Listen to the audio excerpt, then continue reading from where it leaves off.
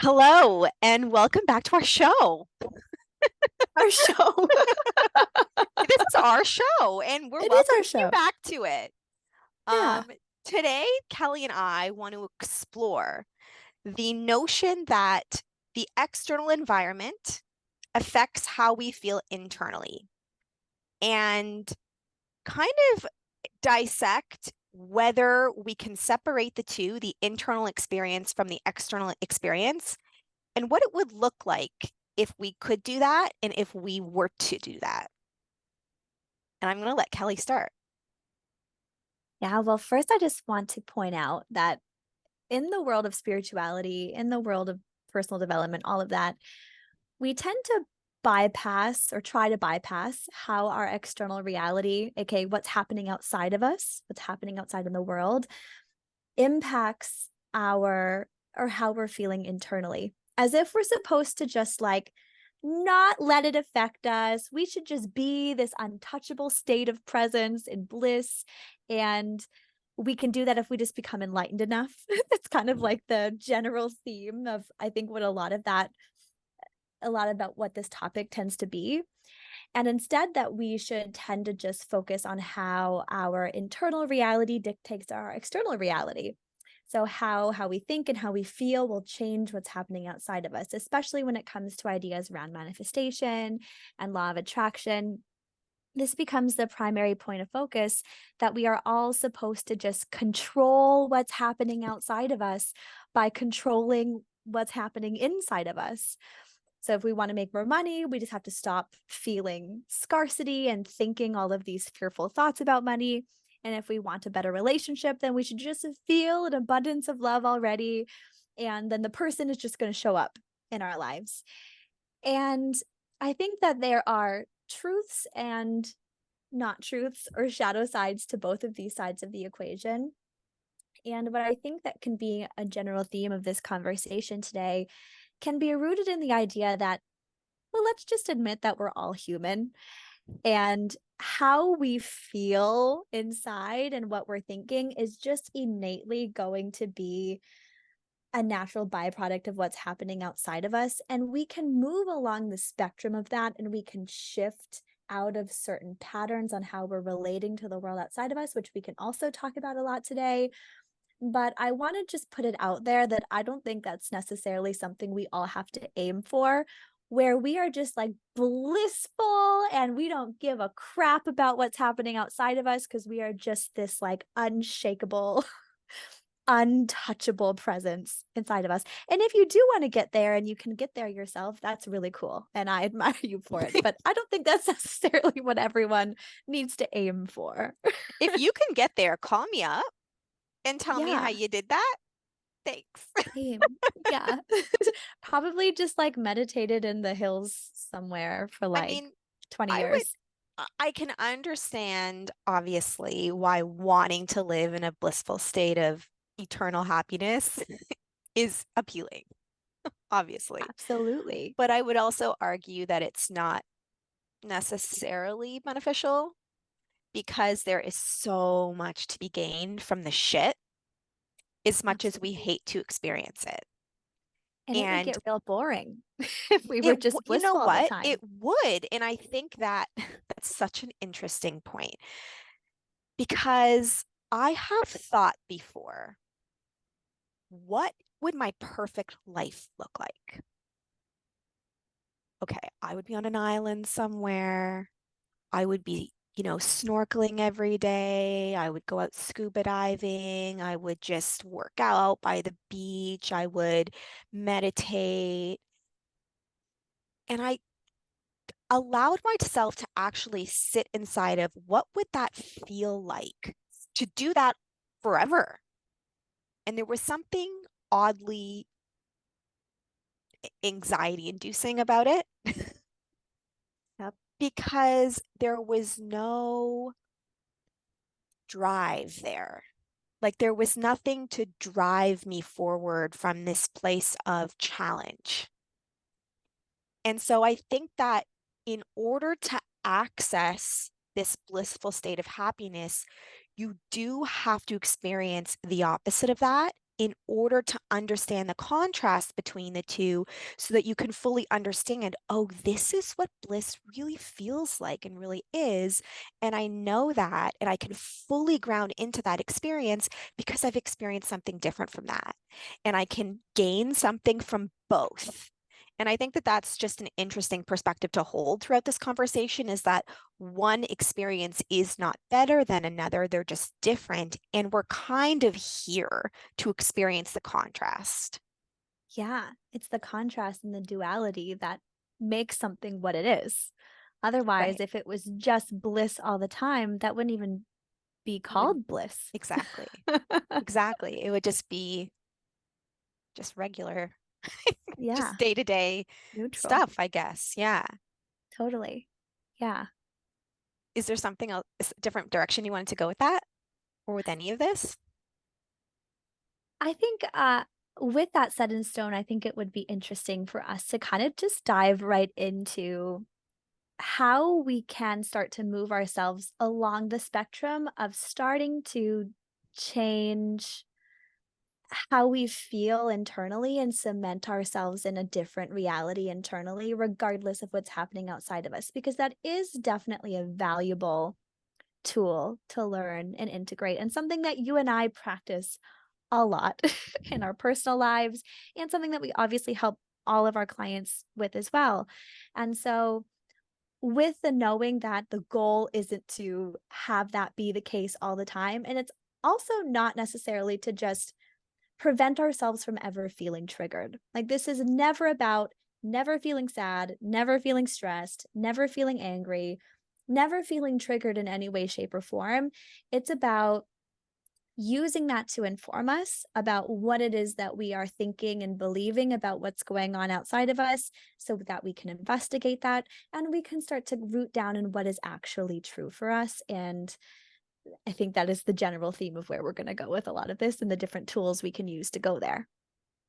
Before we dive into the nitty-gritty, I just want to highlight for people like this might be a brand new concept for someone that your internal experience is actually separate from or can be separate from your external experience.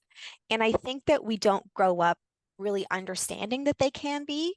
Whatever's going out on outside of you does affect how you feel inside according to your relationship inside of that dynamic. So whoever the person is that you're interacting with, or the thoughts and belief systems that you have around them, or what's going on around you, or what's on your mind in relation to how you feel about it, there's not typically a knowing that you can shift that for yourself, that the environment can remain exactly the same, and that you can actually feel something different inside of you. So I just want to highlight that that is not something that we're necessarily taught and informed on. And that was something I had to learn for myself. Wait a second, my situation and circumstances don't have to change for me to feel differently. I want them to because that's how I've been programmed to go about my life. And that's why we attach so much meaning onto changing who we believe ourselves to be externally, like how we look or what job we have or how intelligent we are, how funny we are, or changing location, changing, your friendship circles, changing the activities that you do. We tend to seek those things out and grip onto them with a tenacity because we don't know how else to feel differently inside of ourselves. So we're just exploring today the concept that you actually can and then what it would look like to do that or to not do that. Yeah. Thank you for pointing that out because that is so important. That Yeah. that is something that we're not taught, and it's something that I think a lot of us do have to learn throughout our lives. And maybe some of the first experiences we have of starting to open up our perspective of that even being available to us comes when we see that other people respond differently to the same things that we experience. So, for example, we might get really, really stressed out over money, and then we end up being in relationship with someone who's kind of just a little bit more like relaxed and whatever, things will all work out. And we're like, what? Like, especially if we grew up around family where that was kind of the pattern, like money was a huge source of stress and that's all we ever knew. When we see that some people can just have that more trusting, relaxed, surrendered way of being around money and finances, it's like, I think our first interpretation of that is what's wrong with What's me. wrong with mine was what's wrong with you?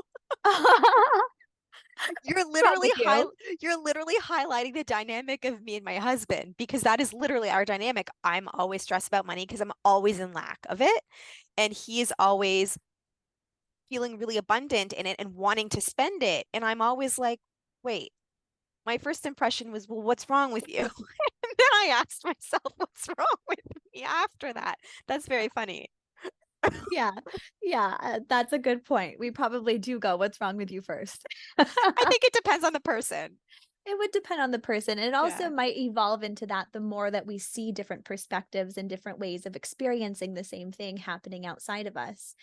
And so when we start to recognize that there are different ways of experiencing the same thing, then that's kind of when that seed gets planted of like, how do I change how I'm experiencing certain things? And that's when we typically dive headfirst into self help, where it's like, how can I change my mindset? How can I be less stressed? How can I be more at ease?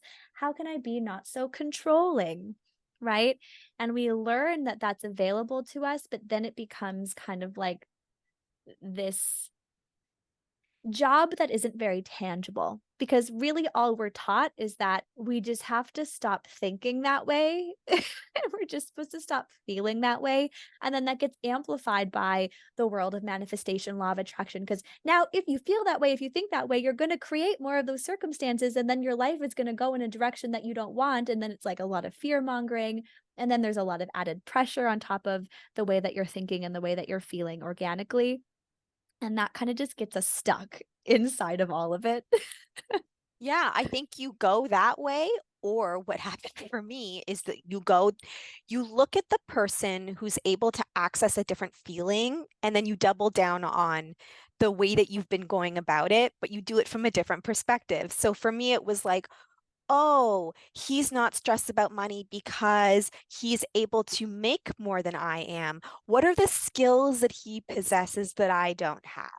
What is he doing differently that I'm not doing? So I just projected the belief system that I was using my whole life around what's wrong with me, and then trying to figure out how to change my external environment through the actions I'm taking, through the work I'm doing to shift how I'm feeling because it was the result, a different result was going to give it to me.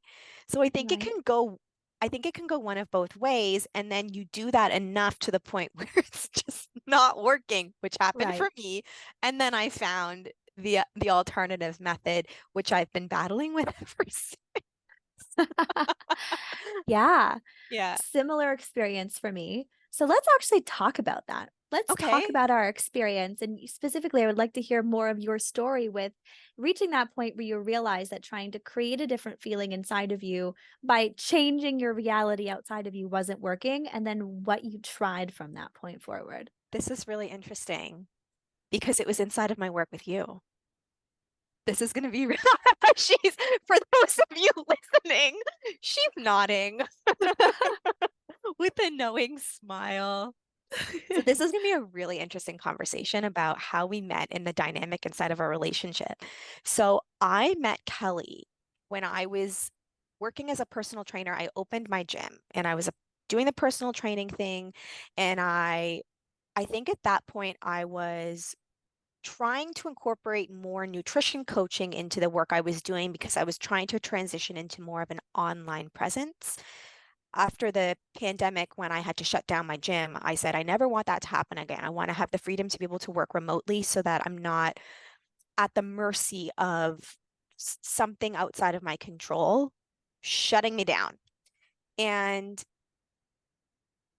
at the same time as I was trying to do that, I recognized that I didn't enjoy it at all, and I wanted something completely different from my life. And I just spiraled because I didn't know what to do with all of that. And so inside of the work that Kelly was really trying to help me with was seeing how I was trying to do more, which is always my go-to.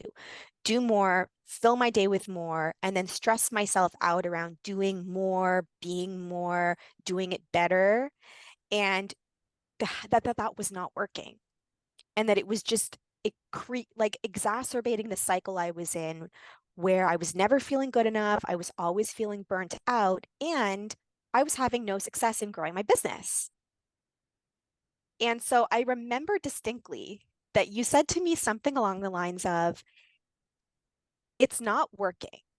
And so what we need to do is try a different approach. And if the approach allows you to feel better and your business doesn't change as a result, at least you feel better. And I remember thinking to myself, I don't like that. Yeah. I don't like that at all because I didn't buy into the notion that I would feel better if my circumstances didn't change. Right. Yeah. I would Yeah. love your insight on what that was like working with me and what you'd like Yeah. to add to that. Well, I've definitely come up against that wall too, where it's like we hear this idea and logically it makes sense that like if we do the work to feel better, then we might actually get a different result. And if we can even justify why we might get a better result, we're going to feel better, we're going to be more energized, we're going to be more creative, we're going to just like not be stressed out all the time. And we've had evidence to support for how long? Months, years, whatever, to support that being stressed out and working out of that energy hasn't given us the result that we've been looking for anyways. And so we can mentally justify why that makes sense. But then I think the thing that makes us not want that, kind of adding to not fully trusting that we could even feel better, even though our circumstances hasn't changed, is that it would also feel wrong if we Exactly. were feeling better, even though our circumstances haven't changed. It would almost feel like we are being delusional or not in the real world Or and lazy. You see what lazy. happened when I took my foot off the gas and I gave myself a break? It's not working. I'm not growing my business. And then it's like, if that were to happen, how could I possibly feel better? So I'm going to feel even worse because I Yeah, listened to you and you gave me the wrong advice or right. whatever it is. Right. And I had the Yeah. same experience with my spirit guides. It drove me absolutely up the wall. The second I could hear them, I said, how do I build my business? And they said to love myself more. And I was like, what the F are you talking about? And it was like they were echoing what you were trying to teach me because you're brilliant. And I was like, I don't understand how this is going to help me grow my business. And they're like, you don't really want to grow your business. You want to feel more love for yourself. And like, I heard that and I was like, okay, that's true, but I still want to grow my business. I could not separate it at that point in time. I Yeah. couldn't get there. It took me a long time of them repeating the same thing over and over and over again to me for me to finally relinquish that death grip I had on this end result that I actually didn't want. I didn't want to Yeah. grow a gym. Right. I didn't want And that at all. I'm curious to hear if you think that this is relevant to what your experience of that was, because I've seen a similar thing come up inside of the realm of like someone wanting to have a better body image, but they're really stuck on needing to be a certain weight or to exercise a lot and to control their diet and all of that, even though they've seen that being really restrictive with their diet and over exercising has not helped them feel better about themselves, they still hold on to it. And what I've identified that's really coming from is this idea that if they're going to be in the same result anyway, like their body is going to look the same, but one is where they're working really hard, they're stressing themselves out, they're doing a whole bunch of stuff, and the other one is where they're just kind of like doing what feels good. That feels wrong. It's like if I'm going to have a not good enough body or not be where I'm supposed to be, quote unquote, then at least I'm doing something about it. And that like consoles us in a way where it feels okay to be there because we're working on it. Yeah, I think you nailed it. I do think it plays into a certain personality type with like a certain programming and that is mine. What you're describing right now. It's like feeling validation inside of my my belief system around how capable I feel that I am at accomplishing something. That's for some reason very important for me on a fundamental core level. And to answer the other part of your question, I think it depends on where you are in your journey. And sometimes you need a very long time in struggle before you're ready to relinquish that.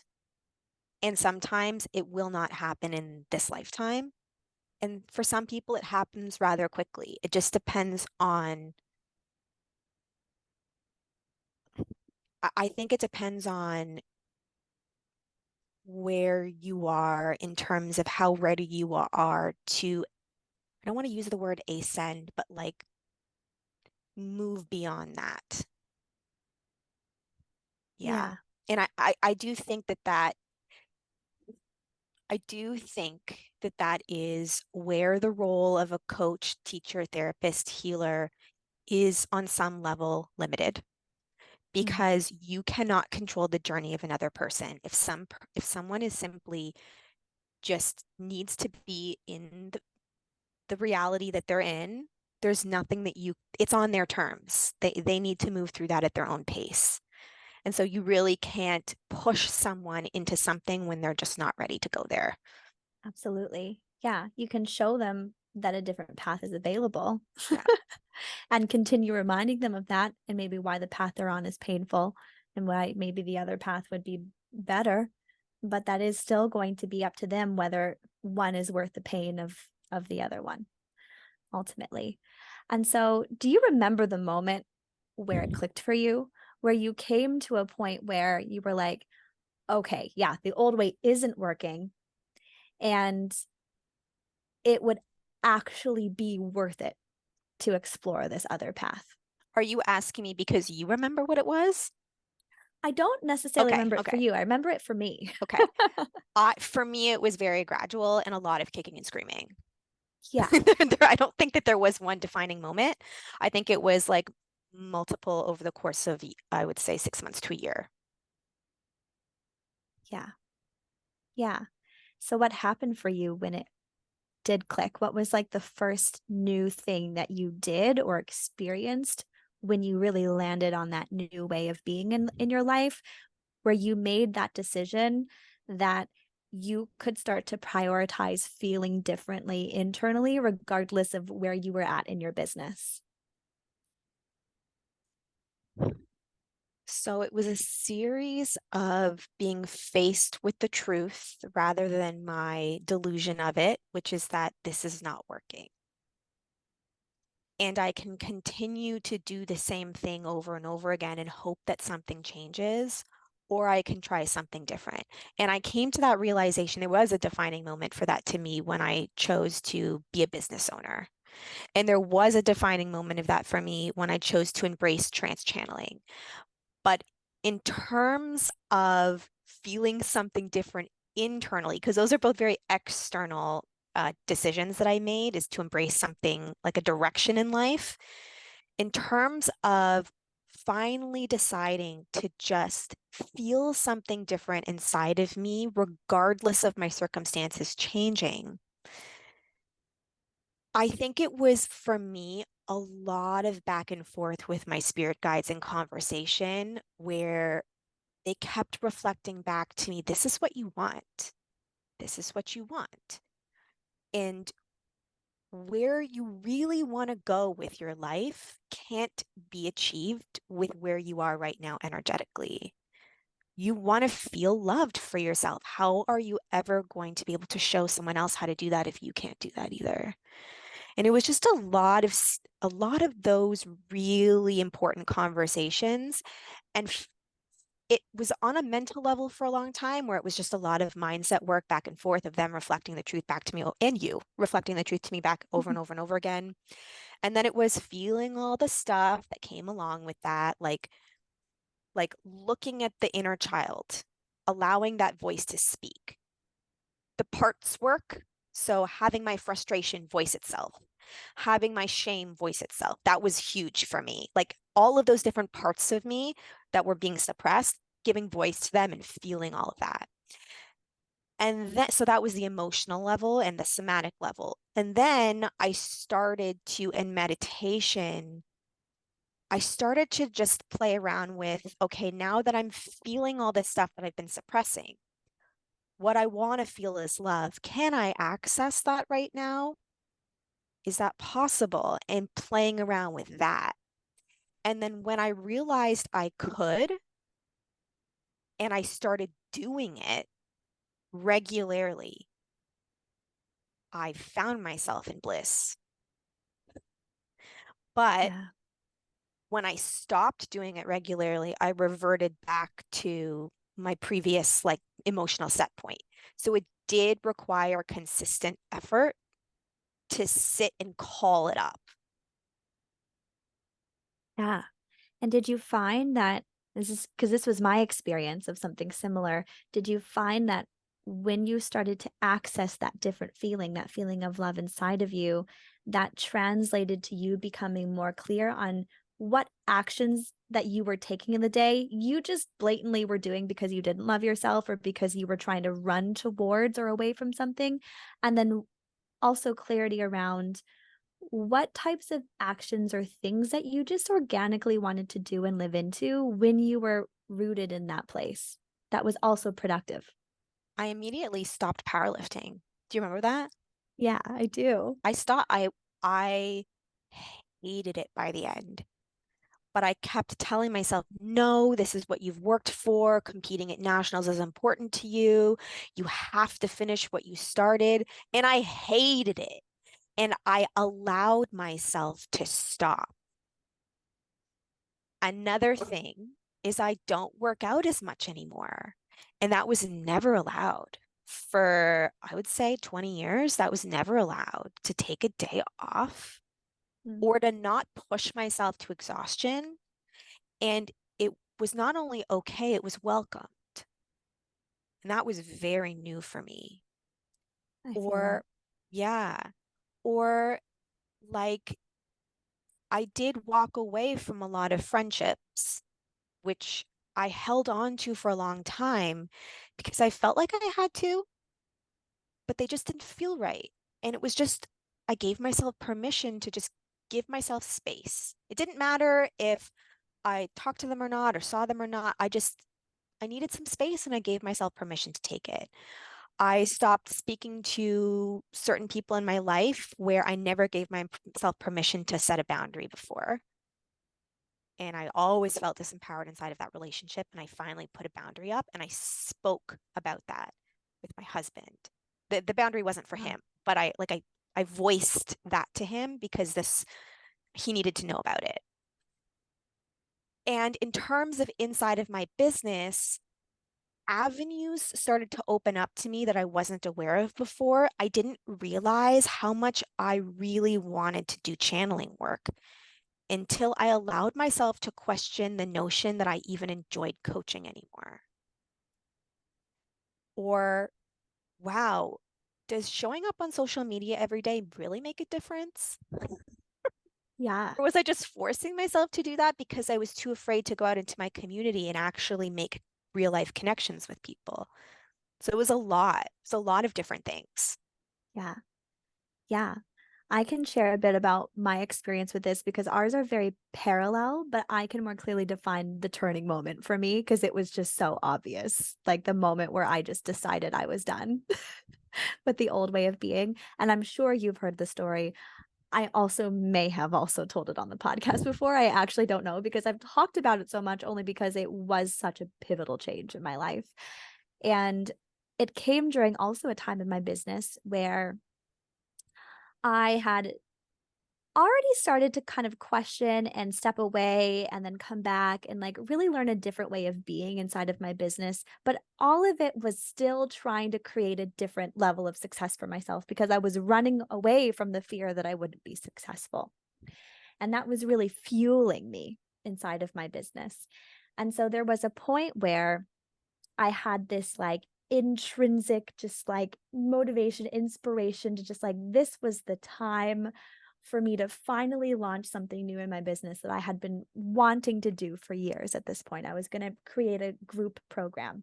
And it felt like the right time because I was like, not only do I have the skills and the ability to be able to create something like that, but I also have this clarity inside of myself and these like energetic tools and manifestation and like all of these different things I felt like I had going for me, where it was just like, this is the time. And I almost had zero doubt that it was going to be the time for me to finally break through inside of my business the way that I had always wanted to, but had never actually reached. And so I went all in and did everything perfect. I planned it out. I mapped out the game plan for it. I came up with the perfect marketing strategy. I did all the manifestation rituals with my witch shaman best friend about it. Like I had literally all of my ducks in a row. I had journaled about it. I had this vision and I knew that this was the moment that it was going to happen. And I did a whole month-long launch strategy. I did everything I had ever learned in every other marketing course I'd ever taken about doing a live launch and going live on Instagram every day and doing a challenge and doing all of this and talking to people and DMing people and getting people in and blah, blah, blah, having a sales. Like I did everything that I knew how to do and I did it flawlessly from what I could see. And by the end of that month-long launch period that I had set out for myself, I had 0 signups and 2 failed leads. And that was it. And that brought up a pain inside of me that I had never fully faced until that moment. And I mean, like the moment I think of to describe actually what I was experiencing internally is that I was literally like in my townhome. I just fell to the floor sobbing and rolled down the stairs of my townhome. And then like army crawled my way into my giant dog's cage and then curled up in the fetal position and cried and wept all night long. I'm definitely dramatic. No, I've been there. I know exactly what that feels like. You haven't told this story on the podcast. I think it's a really good Okay. story too. Yeah. Okay. Good. I was in such a level of defeat and pain that like it made me physically ill. And there was a point where it felt like I didn't have any other choice but to figure out a different way of being in my life, because I realized that I could do everything perfectly externally and work hard and align my energy and do everything that I possibly knew how to do, pay the mentors, like all of this, and still not create success. And there was already narratives in my life, in my head, that external reality and external success could be more than just working hard and all of that. And I knew that, but I hadn't fully embodied it because I just wanted to, like you said, like be in that place where I could say, at least I'm working hard. Like that was my way of creating control and to feel okay about myself. But I realized in that circumstance how it wasn't working and it was making me absolutely fucking miserable and just like ruining my life, like ruining everything about my life. And so I sat with myself. Once I had kind of moved through the depths of that pain, it probably took me like a week of just being in absolute misery and chaos. I sat with myself and I heard this insight or this inquiry come through that was really interesting to me at the time. And I'm sure I may have mentioned this part before. It was this question of, what if I'm not in control of any of this anyway? And it was just a question of like, I don't know if that's true, but what if it was? What if I could get the guarantee from the universe that my destiny is set in stone, and no matter what I did or didn't do, everything was going to be the same? And sitting with that was a weird feeling of comfort for me at the time, because it was like it gave me a permission slip to look at what I was doing in my life solely because I thought that it was going to create something for my life, or it was going to help me avoid a certain pain in my life. And as the circumstance showed me, that wasn't effective anyway. I still didn't avoid situations that were painful, and I still didn't create the types of circumstances that I wanted, even though I was doing all of these things to control it. And so I set an experiment for myself, and I gave myself 1 month of living fully into the idea as if there was nothing that I could do to control my circumstances. And what that really meant for me was not just laying on the couch being completely passive with my life. It was me tuning into what actually felt good for me to do in a lot of different areas of my life. So similarly to you, it meant stepping back from exercise a lot. It was also coincided with the time where I realized I had an eating disorder and kind of started to step back from controlling my food a lot. And inside of my business, it was no longer posting every day, no longer just having this long to-do list of things that I had to do in a day, and instead just doing what felt good, which at the time, which was just writing. I loved to write, and I just wrote about things that I had never wrote about before because I didn't think that they were what I was supposed to be writing about and talking about on social media. And I didn't even post most of them. I was just kind of creating for the sake of it feeling good. And then when it felt clear to me that I wanted to share it with the world, I would in a medium that felt exciting to me at the time.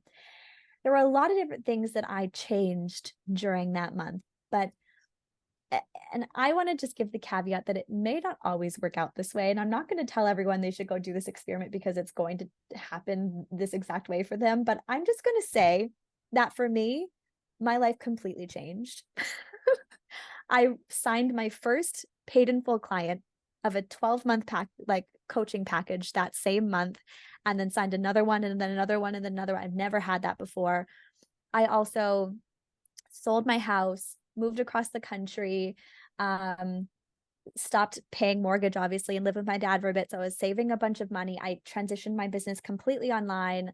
I moved through a lot of healing, a lot of stuff that I had been running from inside of my sense of self-worth, my body image, healed a lot of that stuff. I became a lot more clear on what role I wanted to play with people. I got hired to be an assistant coach out of a different certification program that Amanda and I met through. So that opened up so many doors for me inside of my career and different clients that I got to work with because of it. So much happened as a result of me committing to that experiment. And again, I don't know if that's actually always going to be what it was, but that was the breaking point that tunneled me into feeling like I had no choice but to prioritize feeling a different way inside rather than trying to control my external environment so that I could try to feel a certain way inside. And it Yeah, worked. and it worked. You decided to feel something different inside of you first, and then what you wanted came to you after. Yeah. Yeah. The reason why it always comes down to a feeling. What we want is always to feel something inside of us, to have an experience of ourselves in a certain reality. If you want to feel peace, you want to have an experience of you feeling peace, not just peace in a vacuum. It's the experience of you in peace. That's what you're searching for.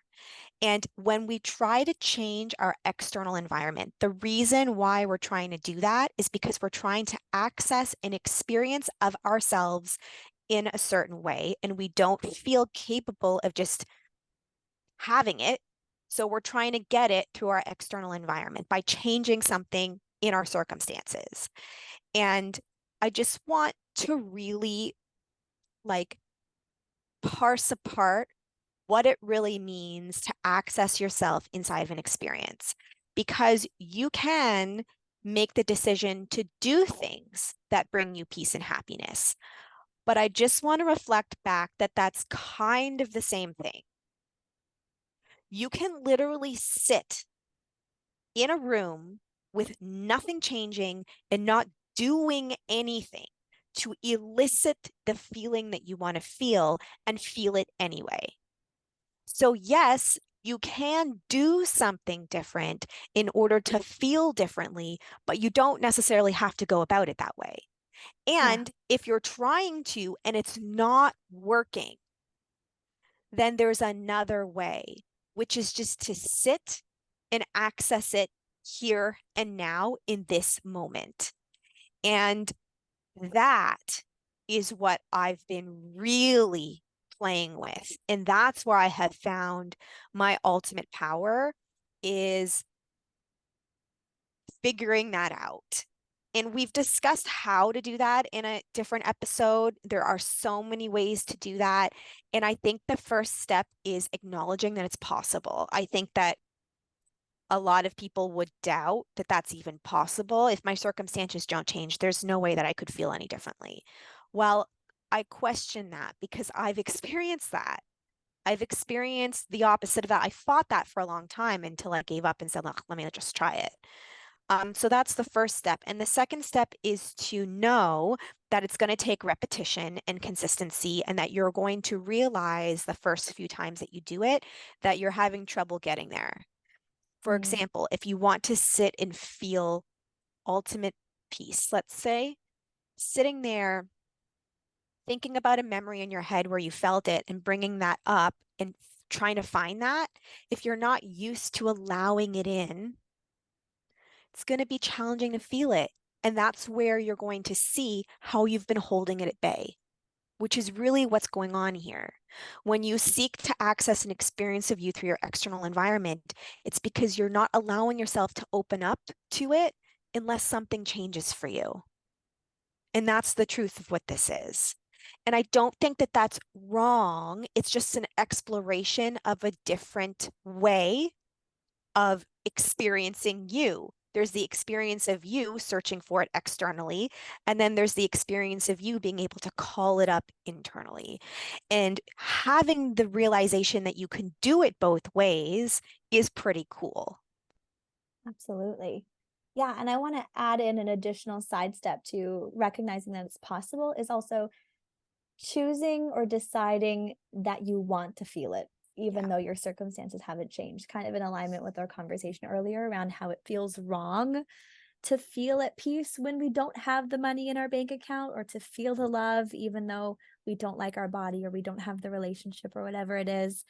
But if we can really just come to a place where we can honestly say that it's important to me to decide now to try to feel differently, even though something outside of me hasn't changed yet, that feels meaningful and important enough for me to try.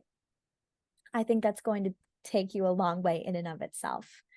And then when it comes to the actual practice of it, like Amanda said, there are so many different modalities out there that are meant to bring you peace, like peace meditations or whatever.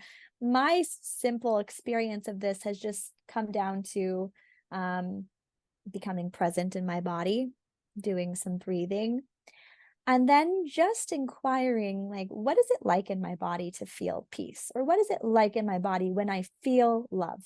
And I usually use my imagination to evoke that. So I think of times in my life where I've felt love. Like for me, that might be a moment where my best friend picks me up at the airport after I haven't seen her in a really long time. And I just like, I see her go, "Eek," and I go, "Eek." And there's just like this feeling of love, like radiating from my heart space. And just by imagining it, I can feel that. yeah, And then I just experience what that's like to hold that, even though she's not in front of me squealing at the yeah. airport. Yeah. And For moments of peace as well can do the same thing. for anyone who loves the science to this, this is a scientific kind of understanding. Like there's been studies done on this. That's how Michael Phelps trained for the Olympics. He visualized himself going through the motions and winning. Because once you've experienced it in your mind first, it becomes possible for your nervous system and for the rest of your body. There's an aspect of mind over matter here. Like the belief system that it's possible is born because when you experience it internally first, it's like you've already done it. And so I just want to put that out there that this is not all woo woo what we're talking about. Like there is science to this shit. Yeah. Absolutely.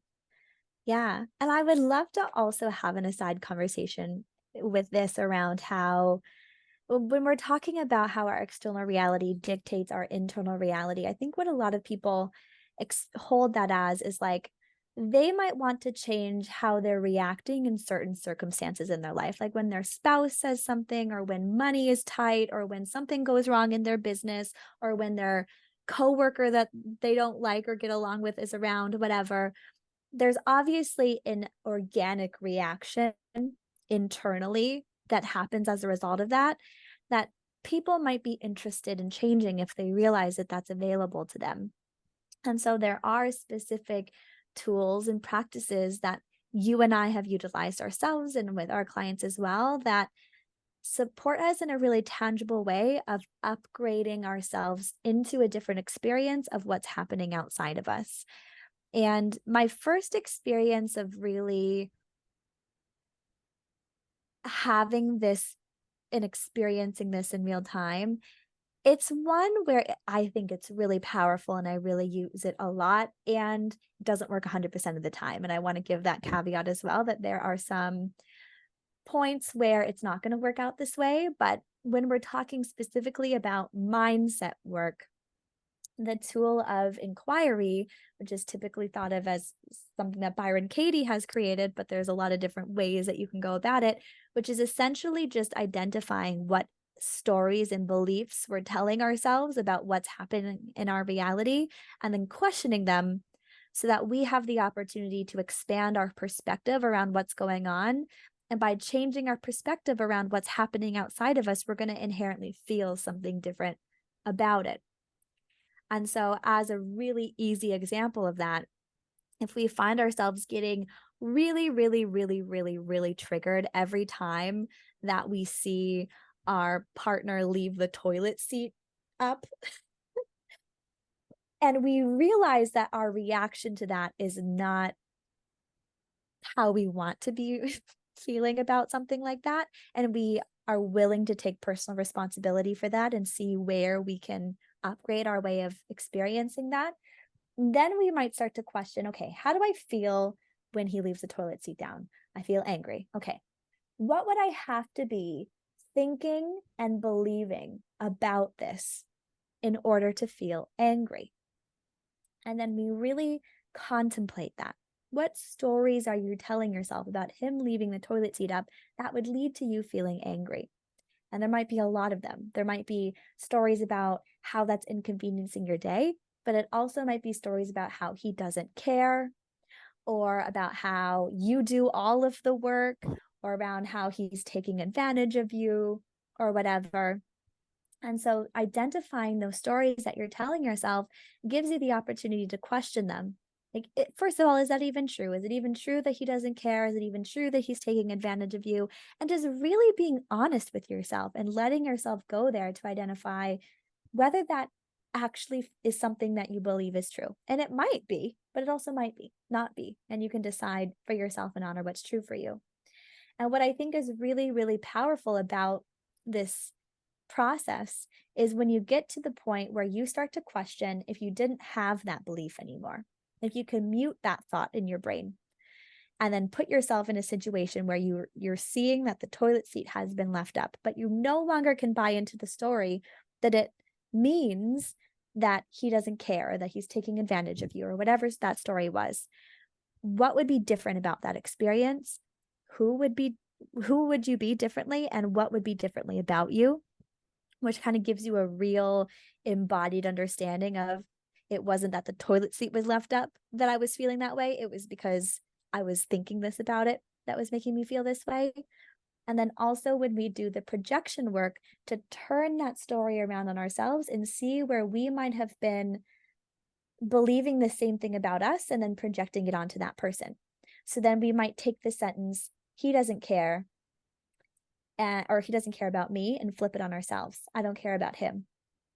And then see maybe where we have believed that about ourselves, or where we might hold shame around moments where we are not expressing our care towards him. And we might see certain things that we didn't want to acknowledge, like how there are things where we got really lazy and didn't take care of our partner as well. And we don't like that about ourselves. And so whenever he showed something where he maybe didn't care, he got a little bit lazy, we made that a big deal to make ourselves feel better about it. We see that a lot of the time. And then we can also look at where we are not showing care for ourselves. So I don't care about me as well. And see all the different ways that we are doing the very thing to ourselves that we were telling ourselves our partner was doing to us. And so it's a really powerful process that allows us to see our circumstances differently.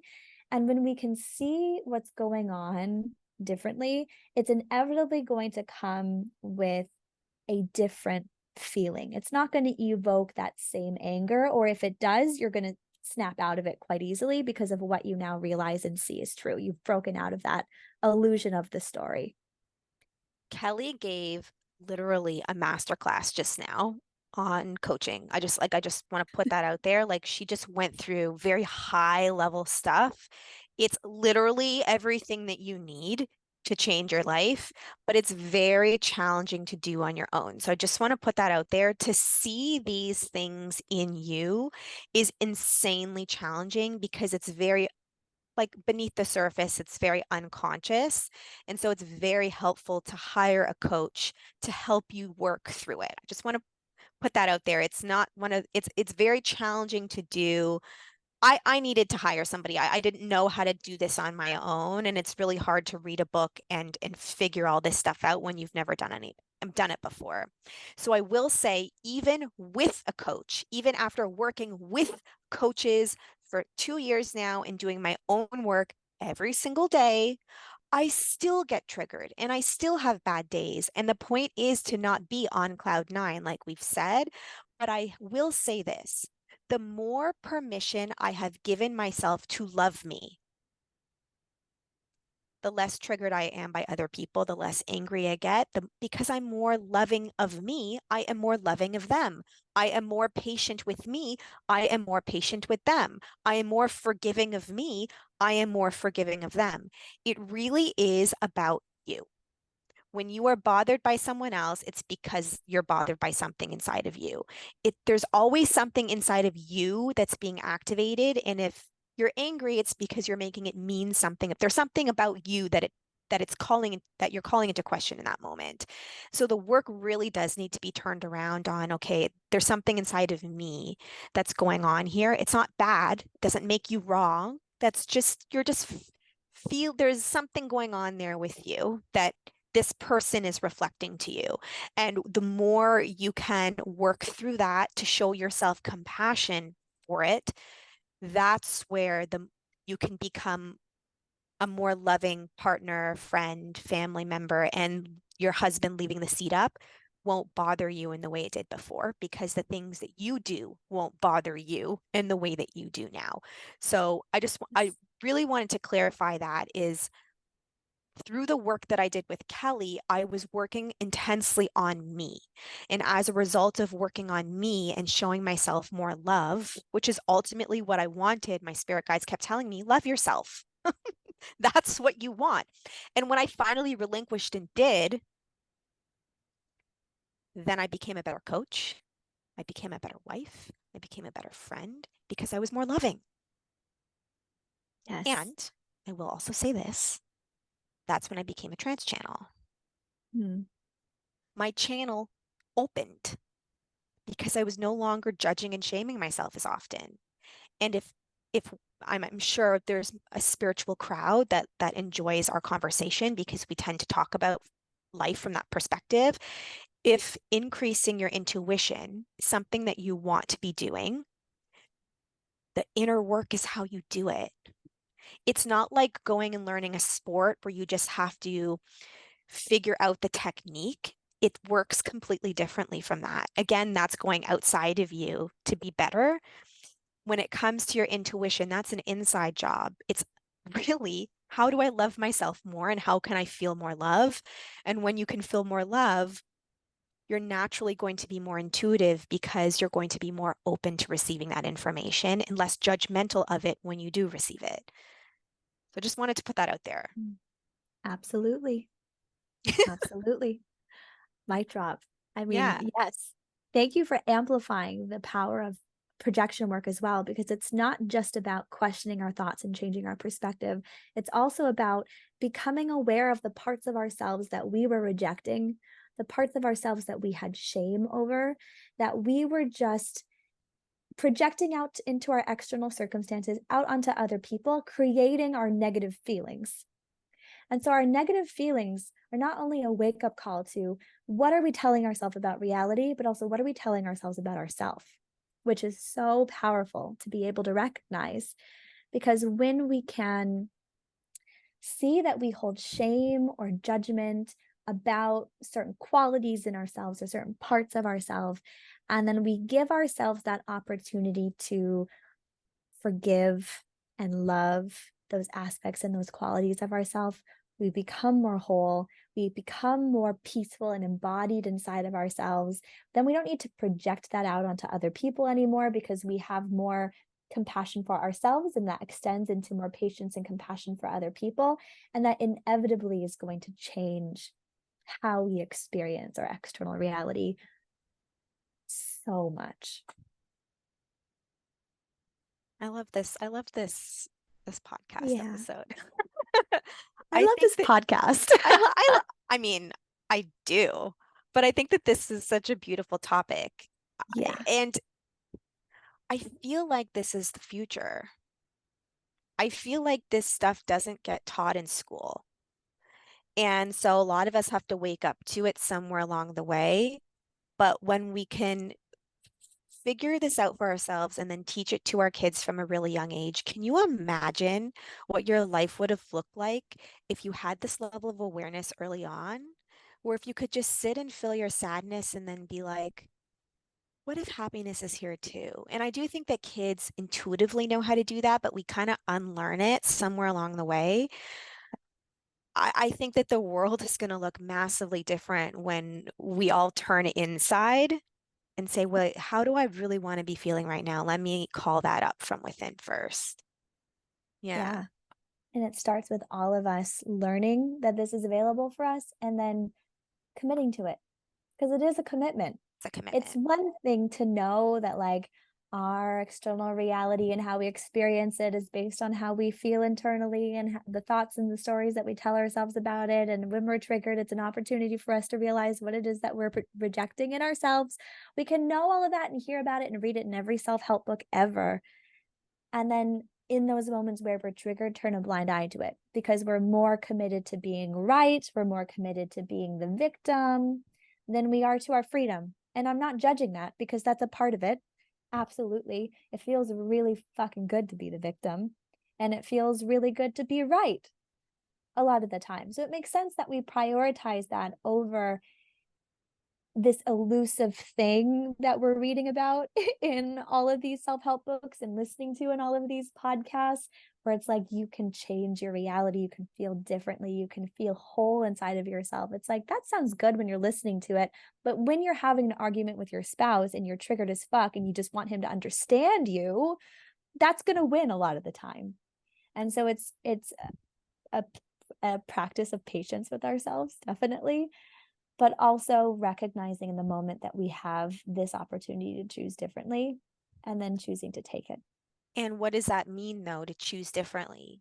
To literally feel. I think Yeah. that that gets lost. It's not about thinking, but telling yourself the nice little quote 3 times a day. It's about literally taking 30 seconds and feeling something different. And I think that that tends to get lost somewhere along the way of the personal development wellness work is like we do all the other things, but we don't actually take the time to sit and feel anything. But that's ultimately what you're wanting at the end of the day. So, yes, all the other work does kind of come first in order to be able to deconstruct it to get to the point where you know, oh, what I'm wanting is to feel this. How do I call it up? But at some point, you do have to be consistent with, okay, let me take a moment and sit here and allow myself to open up to what I really want to be feeling right now. And that Yeah. was eventually what I got to was there was no more mindset work left. Eventually, I just had to sit and feel. Yeah. Feel what was authentic and true in that moment. And then also, Right. through allowing that to come up, access what you wanted. Exactly. Yeah. Exactly. Yeah. Sitting and feeling the shame, letting that pass, showing love to the part of me that feels shame, and then allowing that to grow and expand inside of my body. That's how I've been doing it. It's so powerful. Oh my God, it's life-changing. Totally It life changing. changed my life Yeah. because I changed. Yeah. That's how it works. Is there anything else that you want to bring up for this topic? Or any kind of like loose ends you want to tie or final points you want to make? Honestly, I don't think so. Yeah, I think we covered everything. If you're listening to this and this is a new concept for you, I guess I just want to leave you with this is all a journey, right? And uncovering how you're currently feeling, allowing yourself to feel that, and knowing that a different experience of you is available anytime you choose to open up to it. And the process of getting there requires time, patience, and consistency, but it is possible to do. You don't have to be a victim to your circumstances or change everything in your life to access the feeling. Yes. Yeah. And it starts with just choosing to believe that that's possible and that you want that. Thank you all so much for listening this week. We hope you enjoyed this episode, and we will see you next week. Bye.